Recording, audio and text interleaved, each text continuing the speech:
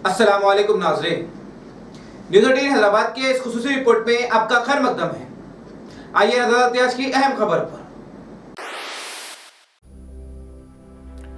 दिल्ली के जहांगीरपुरी इलाके के सी ब्लॉक में नॉर्थ एमसीडी की जानिब से गैर कानूनी कब्जा हटाए जाने के नाम पर बुलडोजर चलाया गया। बुलडोजर की जद में आने से कई लोगों की रोजी रोटी का बहरान पैदा हो गया, जिनमें दोनों ही मजाहिब के लोग हैं। हालांकि ज्यादा नुकसान मुस्लिम तबके के लोगों का हुआ है। इलाके में पुलिस की भारी जमीयत तैनात है।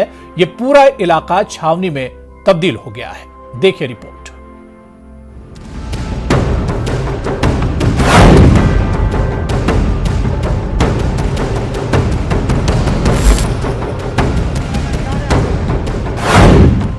दिल्ली के जहांगीरपुरी इलाके के सी ब्लॉक में चला बुलडोजर। नॉर्थ एमसीडी की जानिब से गैर कानूनी कब्जा हटाए जाने के नाम पर चला बुलडोजर। बुलडोजर की जद में आने से कई लोगों की रोजी रोटी का मसला हुआ पैदा।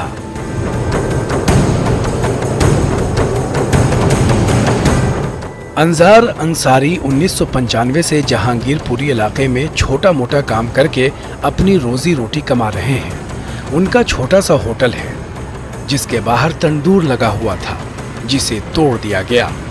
पहली मंजिल पर वो क़याम पजीर है, जिसका जीना भी मुनहदिम कर दिया गया है। अब सीढ़ी लगाकर घर तक पहुंचना होगा। उनकी दुकान के आगे बंद होने वाला टीन शेड लगा था।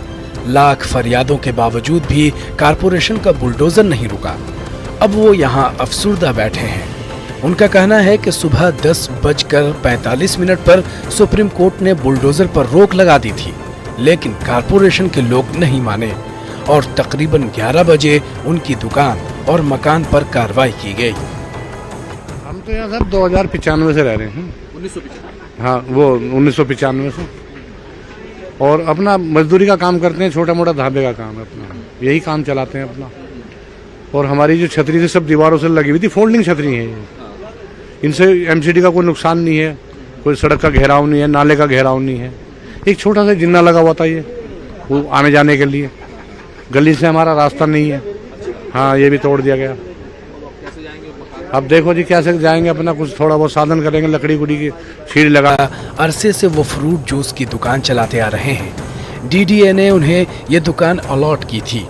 गणेश गुप्ता डीडीए को किराया भी देते हैं।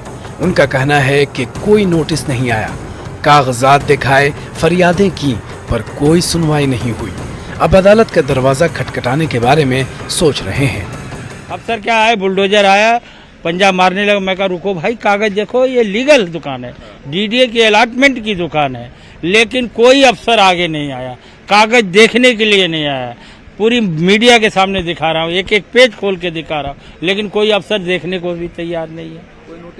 कोई नोटिस नहीं आया। पहले भी ऐसे अतिक्रमण हटाते थे, आते थे, कागज देखते थे, फिर चले जाते थे। हमें इसे दंगे का से क्या मतलब है?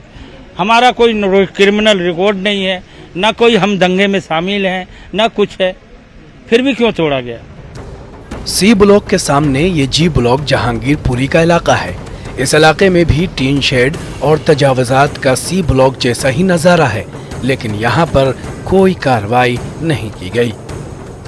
ये नॉन मुस्लिम समुदाय का इलाका है और यहाँ पर भी थोड़ी सी कार्रवाई हमको देखने को जरूर मिली है, लेकिन कोई बड़ी कार्रवाई देखने को नहीं मिली है। जो इलाका है ये नॉन मुस्लिम का इलाका है, यहाँ पर कार्रवाई नहीं की गई है। यही वजह है कि एक तो सवाल लगातार ये उठ रहा है कि कार्रवाई की गई, लेकिन जब मंदिर तक बुलडोजर पहुंचा कि जामा मस्जिद का जो नीचे का हिस्सा है वो थोड़ा सा बाहर निकला हुआ था, वो अतिक्रमण था, उस पर एमसीडी का बुलडोजर चला है। लेकिन उससे आगे जैसे ही मंदिर के पास तक बुलडोजर पहुंचा तो सुप्रीम कोर्ट की जो ऑर्डर की कॉपी थी वो पहुंच गई और वहां पर उसको रोक दिया गया। सवाल सिर्फ ये नहीं है कि अतिक्रमण हटाया गया, सवाल इसकी टाइमिंग को लेकर के भी है, क्योंकि कोई नोटिस नहीं दिया गया। जहां तक हमारी बातचीत यहाँ के तमाम लोगों से, तो नोटिस न देने को लेकर भी एक बड़ा सवाल उठाया जा रहा है। कल फिर देखें क्या कर रहा है।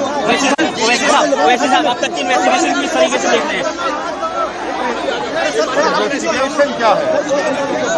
अगर पुलिस ने खुद कहा है कि परमिशन नहीं दिया यात्रा के लिए, तो यात्रा कैसे निकली? हथियार कैसे उनके हाथ में था? अगर आप उनको वहीं रोक देते, वहीं हथियार सीज कर लेते, तो ये दिन जटना नहीं पड़ता। मगर सरकार जाती थी, और अफसोस की बात यह है कि आप पार्टी सुनिए, आप पार्टी इन तमाम लोगों को कह रोहिंग्या बांग्लादेशी, अरविंद केजरीवाल घर पे हमला हुआ, प्रोटेस्ट हुआ तो बड़ा आसमान सर को उठा लिया। सिसोदिया ने एक लड़के का कत्ल हुआ, मर्डर हुआ तो उसको JSR नारा का वादा दे दिया। आपने वादा किया था रेगुलराइज करने का, तो आज वो खुद इन लोगों को कह रही है कि बांग्लादेशी रोहिंग्या है। मैं इसे कंडेम करता हूँ, ये गलत है। ये भारत की लोकतंत्र के लिए रूल ऑफ लॉ को कमजोर करता है। ये विजिलेंटी जस्टिस कर रही है बीजेपी सरकार। कोई कार्रवाई नहीं की। बीजेपी के नेताओं ने लेटर लिखा, मेयर ने कहा कि अपराधी है, इनका घर तोड़ देंगे, और घर तोड़ दिया आपने, उनका कारोबार तोड़ा। लोग ने उनका रोजी छीन लिया, आपने रोटी छीन ली उनके हाथ से, आपने। गलत हुआ है। कल बताएंगे।